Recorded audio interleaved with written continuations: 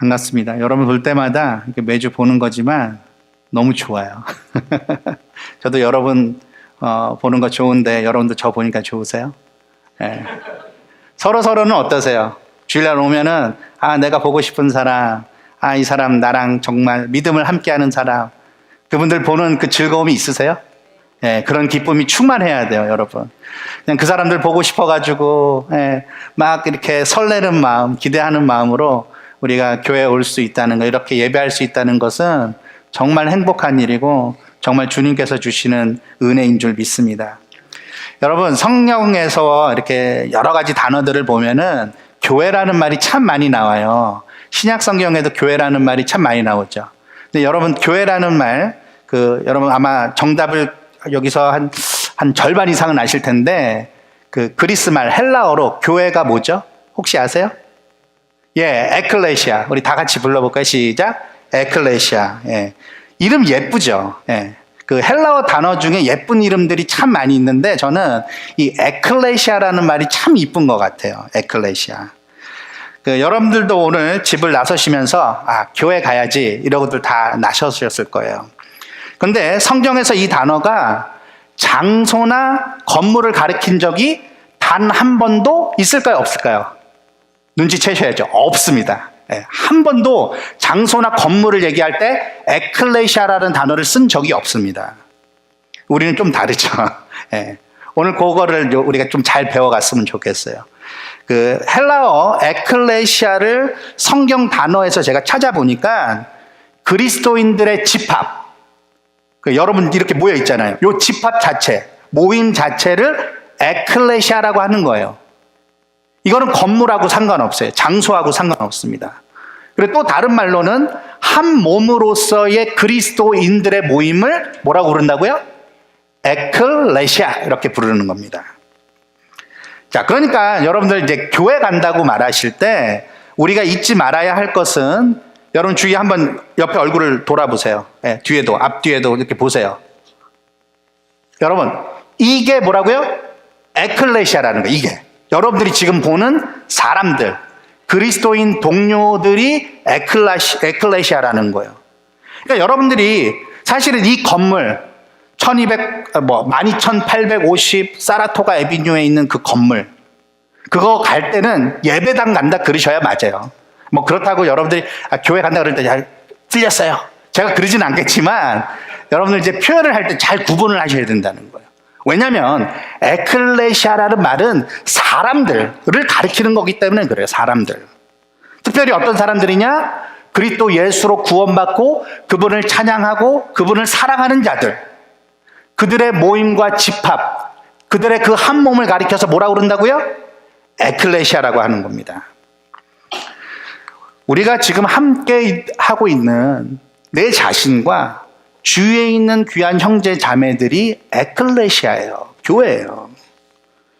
요즘 여러분들이 소그룹으로 모이고 있는 것을 제가 알고 있습니다. 소그룹을 시작한 지 이제 한 달 가까이 되어 가는 것 같은데, 모임들을 상당히 잘하고 계시다라는 얘기를 제가 자꾸 듣고 있어서 제가 목회자의 한 사람으로서 너무 감사합니다. 너무 감사하고 마음이 되게 뿌듯해요. 마음이 너무 뿌듯합니다.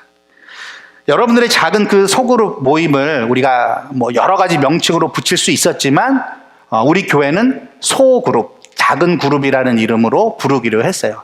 자, 한번 저를 따라 해보실까요? 소그룹. 소그룹. 그렇게 우리가 부르기로 했습니다. 여러분, 요즘 이렇게 한두 번 이상씩 모임 다 가지셨더라고요. 어디서 모이셨어요? 집에서, 또 어떤 데는 여기 공원에서도 모이시는 것 같은데, 공원에서도 모이시고, 집에서 각 가정에서 혹은 이렇게 야외 나가셔서 이렇게 모임을 가지신 걸로 제가 들었습니다.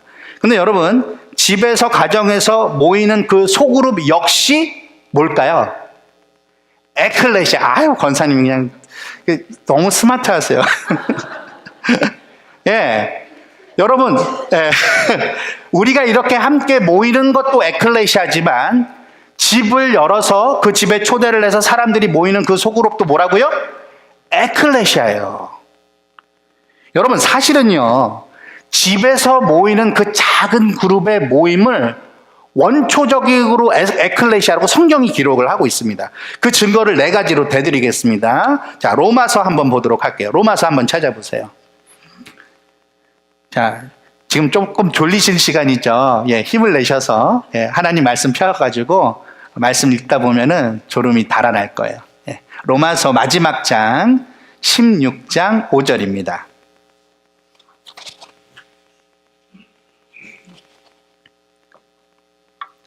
로마서 16장 5절 우리 다 같이 한 목소리로 읽어보겠습니다. 시작. 또 저의 집에 있는 교회에도 문안하라. 내가 사랑하는 에베네도에게 문안하라. 그는 아시아에서 그리스도께 처음 맺은 열매니라. 자, 또 가볼까요? 그 다음 책 고린도 전서 역시 마지막 장 16장입니다. 19절 고린도 전서 16장 19절 고린도 전서 16장 19절 같이 읽어보겠습니다. 시작. 아시아의 교회들이 너희에게 문안하고 아굴라와 브리스가와 그 집에 있는 교회가 주 안에서 너희에게 간절히 문안하고. 자, 더 가볼까요? 골로새서 조금 더 가보셔야 됩니다. 골로새서 4장 15절입니다.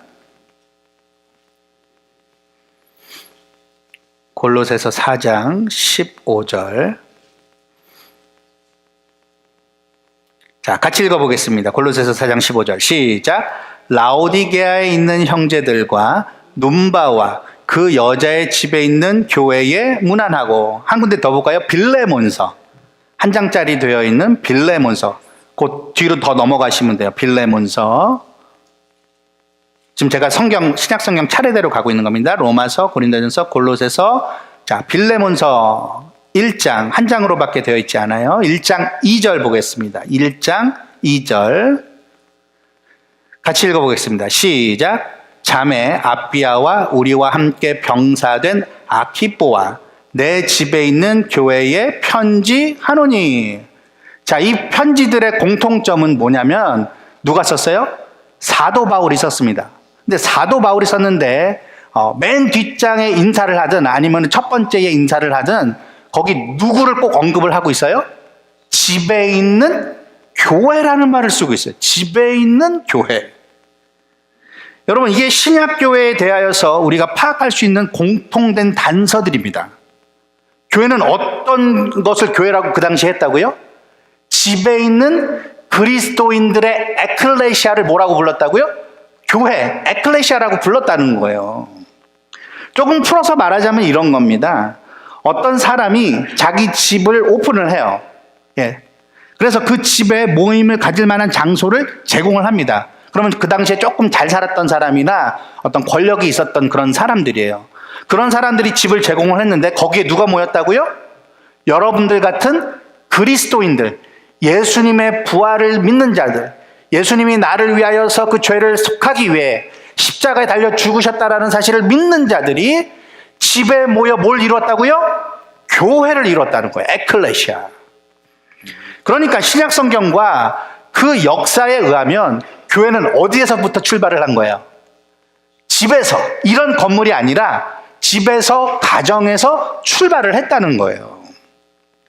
여러분, 오늘날 대부분의 교회 모임은 지금 우리처럼 이런 교회 건물에서 예배당에서 갖습니다.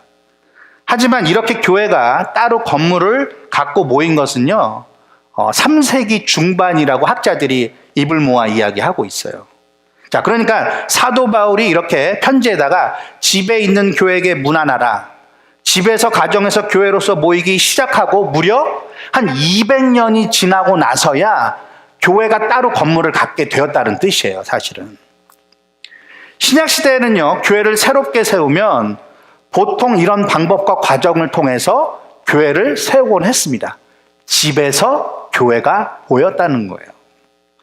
몇몇 그리스도인들 가정들이 한 집에 모입니다. 그리고 주님을 예배해요. 그리고 주님에 대해서 막 얘기를 나눠요. 그리고 성만찬을 나눕니다. 기도를 합니다. 내 아픈 이야기를 합니다. 난 이런 어려움이 있습니다. 얘기를 나누고 기도를 요청해요. 그런 모임이 집에서 시작된 교회의 모습이었다는 거예요.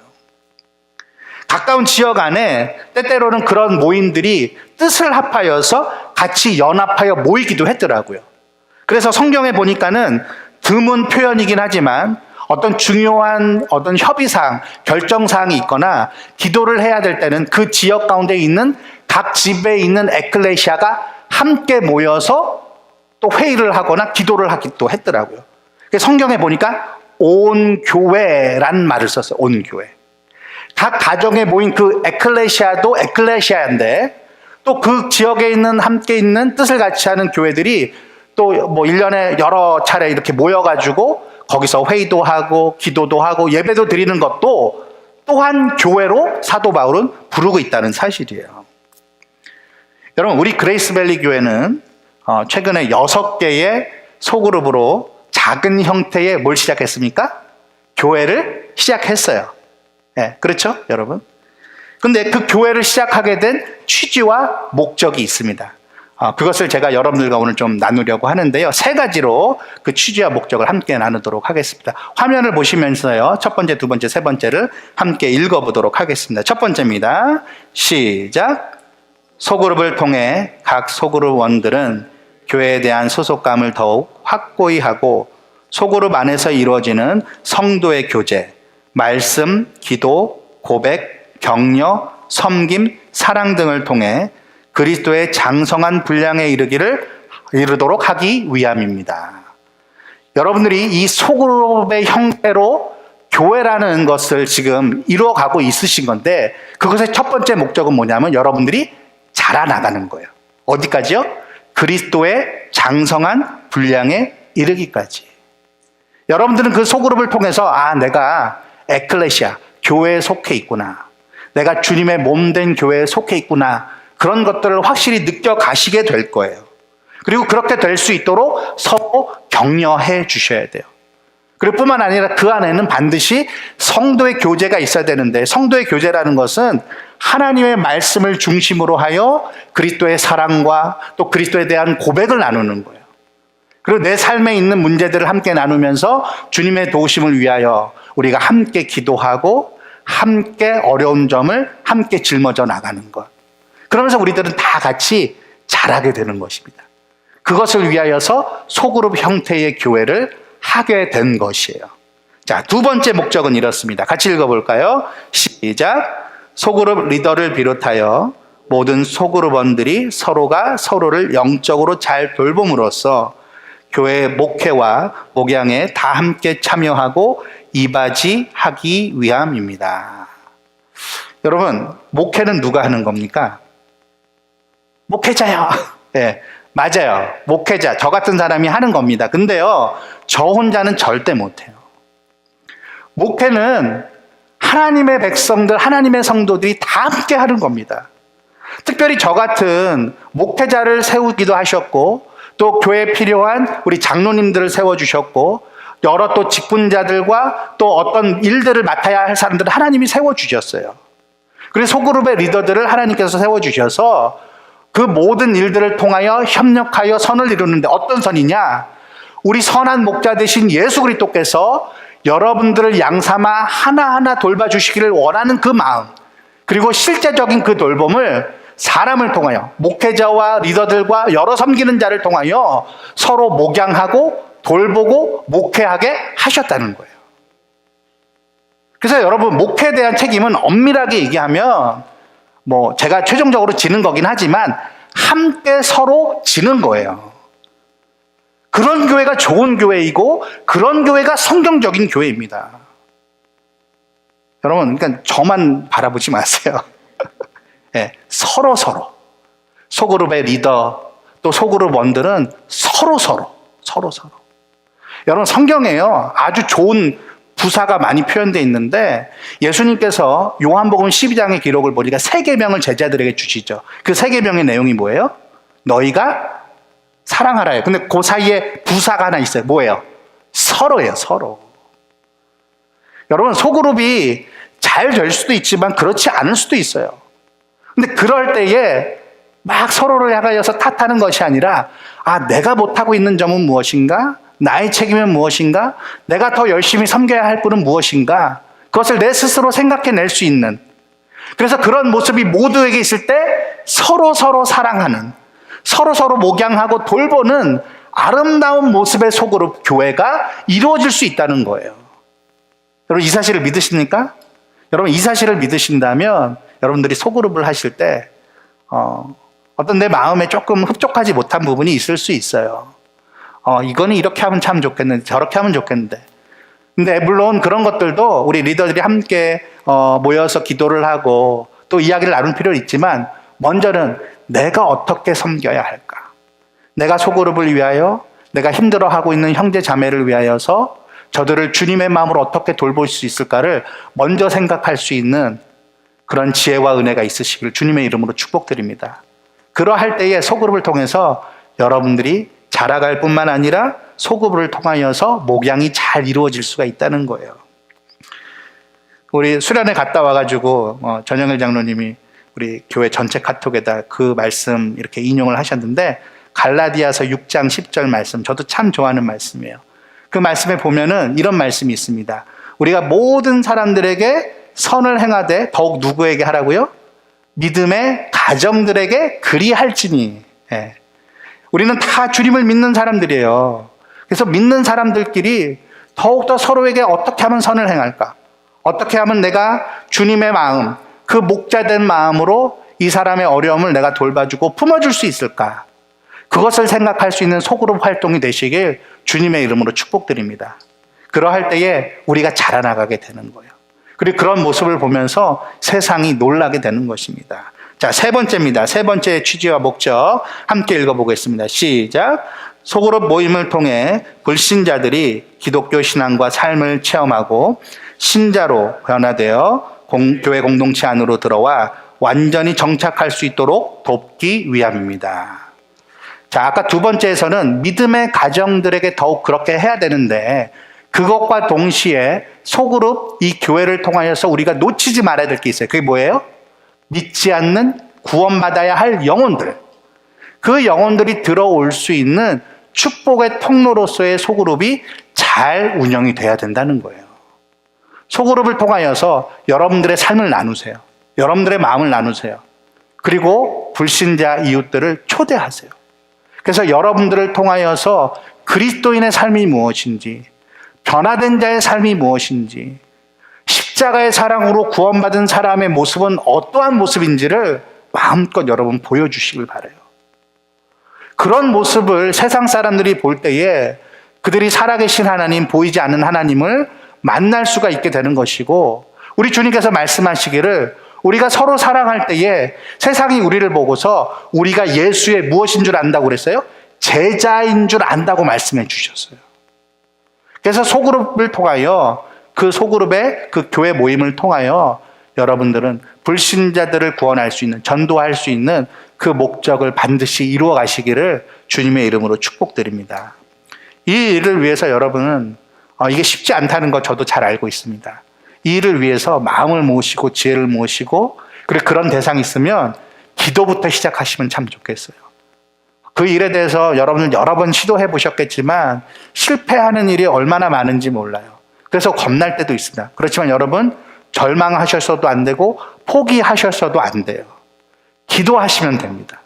그 영혼을 두고서 내가 이런 분이 있는데 이런 분을 위해서 함께 기도해 주십시오라고 기도 요청을 하세요.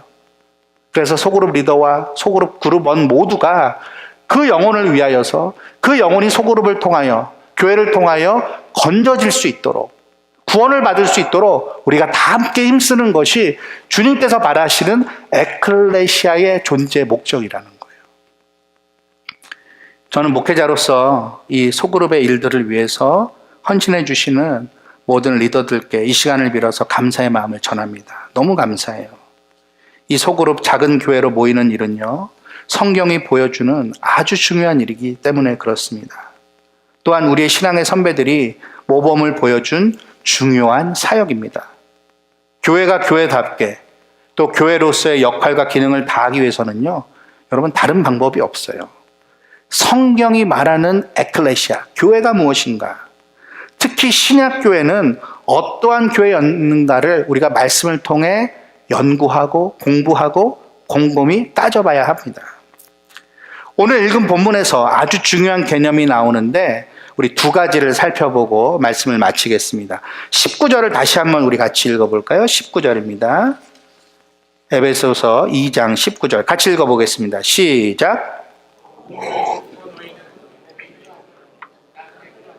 오직 성도들과 동일한 시민이요 하나님의 권속이라. 자, 여기 하나님의 권속이라는 조금 어려운 말이 나와요. 자, 권속이라는 말 아시는 분, 우리 어른들은 좀 아실 것 같은데, 이 권속이라는 말은요, 그 영어 버전에 보시면은 거의 다 members of household of God 이렇게 나와 있어요. 하나님의 집의 구성원들, 이런 뜻이에요. 그리고 권속이라는 말은요, 어떤 한 집에서 함께 먹고 자고 마시고 같이 일하고 살고 하는 그런 무리들을 권속 혹은 권솔이라는 말 들어보셨죠? 식솔이라는 말도 들어보시죠? 함께 먹는 식구들. 예. 여기서 권자는요, 베풀다, 돌보다 이런 뜻입니다. 이 속이라는 말은 무리들, 그리고 여러분 동아리라는 말 들어보셨죠? 동아리. 함께 뜻을 같이 해서 무언가 하는 사람들, 그 동아리라고 그러잖아요. 그런 사람들을 가리키는 거예요. 그러니까 서로 돌보고 서로 아껴주고 사랑을 베풀어주는 그 복음 안에서의 사람들을 권속이라고 부릅니다. 그러니까 쉽게 얘기하면 다른 성경 버전에 보니까는 하나님의 가족 이렇게 되어 있어요. 가족. 우리는 가족이라는 거예요. 성경은 교회를 가족이라고 부르고 있습니다. 하나님께서 교회를 하나님의 가족이라고 하셨을 때는 우리가 세 가지를 생각해야 합니다. 첫 번째는 뭐냐면 이 하나님의 가족이라는 말은 하나님이 직접 만드셨다는 거예요. 이 가족을. 자, 두 번째는 하나님이 그 가족의 중심이 되신다는 거예요. 중심. 세 번째는 그래서 하나님의 뜻을 그 모든 가족들은 받들어야 된다는 뜻입니다. 다시 한번요. 하나님의 가족들은 세 가지를 기억해야 되는데 첫 번째, 하나님이 그 가족을 만드셨다는 거예요. 그래서 하나님이 중심이 되시고 세 번째, 하나님의 뜻대로 그 뜻을 받들어 그 가족을 이루어 가야 된다는 거예요. 그래서 하나님의 가족이에요. 자, 그러면은 교회를 만드시고 교회의 중심이 되시고 교회를 향해서 자기의 뜻을 나타내신 이 하나님께서는 어떤 의미로 교회 가운데에 그리고 여러분들이 속해 있는 그 소그룹 가운데 존재하고 계시는가? 자, 저를 한번 따라해 보실까요? 아버지. 예, 아버지. 이 아버지에 대한 개념이 굉장히 중요합니다. 자, 18절에 보시면요. 마지막 부분에 거기 아버지라는 단어가 나오죠. 그렇죠? 아버지라는 단어가 굳이 나와요.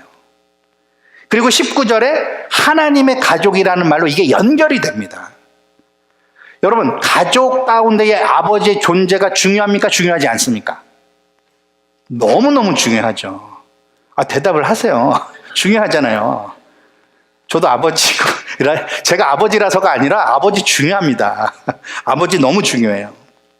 그러니까 하나님의 가족이라고 말을 했을 때 하나님은 너무나 당연하시지만 아버지로서 여러분 가운데, 소그룹 가운데, 교회 가운데 계시는 줄 믿으시길 바랍니다. 여러분 이 사실과 이 개념을 여러분 반드시 이해하셔야 돼요. 너무 중요한 개념이에요. 하나님이 이 세상을 창조하셨습니다. 믿으시죠? 그렇죠?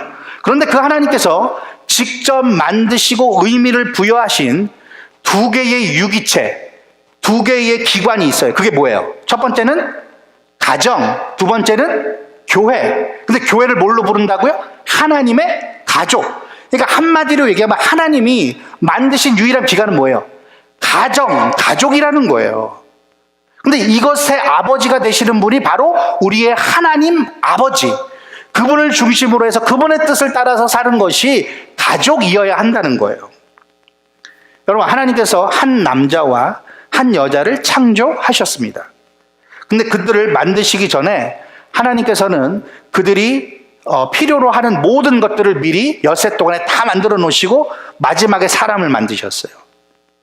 그러니까 이건 무슨 뜻입니까? 그 한 남자와 한 여자를 위하여 하나님께서는 모든 것들을 준비시켜 주셨다는 거예요. 어떤 차원에서요? 어떤 입장에서요? 아버지로서. 그 인간들의 아버지로서 그 모든 것들을 다 예비하시고 준비하시고, 얘네들이 뭐가 필요할까? 뭘 해놓으면 좋을까? 그걸 다 고민하시고 계획하셔서 그들이 살기에 부족함이 없도록 아버지로서 모든 준비를 하셨다는 거예요. 그것이 하나님께서 성경에 보여주시는 아버지로서의 첫 번째 이미지입니다. 여러분, 그렇다면 교회도 마찬가지겠죠. 하나님께서는 교회를 만드셨습니다. 그리고 교회를 구성하셨어요. 근데 그 전에 그들에게 필요한, 그리고 저와 여러분들 같은 사람들에게 필요한 모든 준비와 조치를 해 놓으셨어요. 근데 그 가운데 가장 중요하고 우선되는 일이 있습니다. 그게 뭘까요? 교회인 우리를 위하여서 우리 하나님 아버지께서 예비하신 일이 무엇입니까? 그게 뭘까요, 여러분?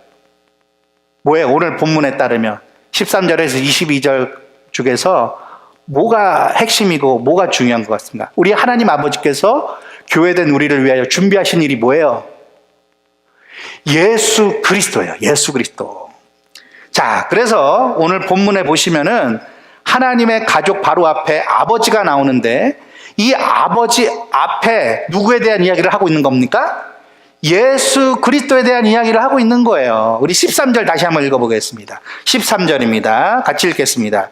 시작. 이제는 전에 멀리 있던 너희가 그리스도 예수 안에서 그리스도의 피로 가까워졌느니라. 그러고서 이제 쭉 예수님에 대해서 그가 하신 일에 대해서 설명을 해주고 있습니다.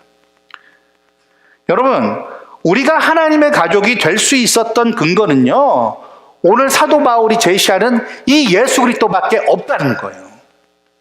원래 하나님에게는 단 하나의 아들밖에는 없으셨습니다.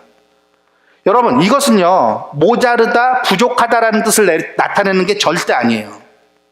하나님에게는요, 그 아들 하나로서, 하나의 아들로서 완전하셨고 완벽하셨고 충분하셨습니다.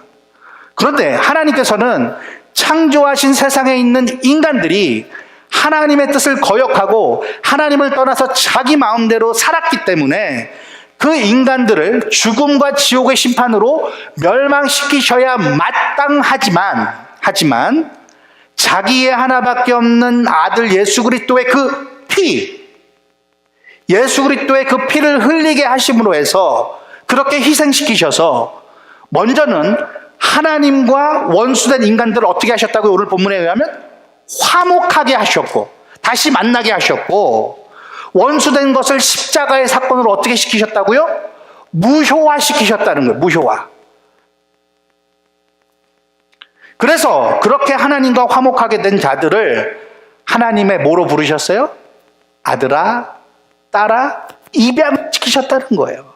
그걸 뭐라고 그럽니까? 양자됨이라고 이야기를 하는 거예요. 양자됨. 그래서 우리들은요, 여러분, 합법적인 하나님의 뭐가 됐어요? 자녀, 가족이 된 겁니다. 할렐루야. 네. 합법적이에요, 합법적. 조금 달리 표현하면은 이런 표현을 할 수가 있어요. 자, 저를 따라해 보세요. 나는 예수 그리스도의 동생이다. 여러분, 예수님을 이제 뭘로 불러도 되는 거예요, 그러면? 오빠, 형, 불러도 되는 거예요. 합법적으로 하나님께서 그렇게, 하나님 아버지께서 그렇게 만드신 겁니다, 여러분. 예수를 우리의 맏형, 맏오빠가 되게 하셨다는 거예요. 우리는 예수의 동생들이 된 겁니다. 이게 얼마나 놀라운 축복입니까? 그러니까 정리해보면 이렇습니다. 교회는 이렇게 주일에 예배하기 위하여서 온 교회로 모인 이 모임의 구성원들인 저와 여러분들을 가리키는 거예요.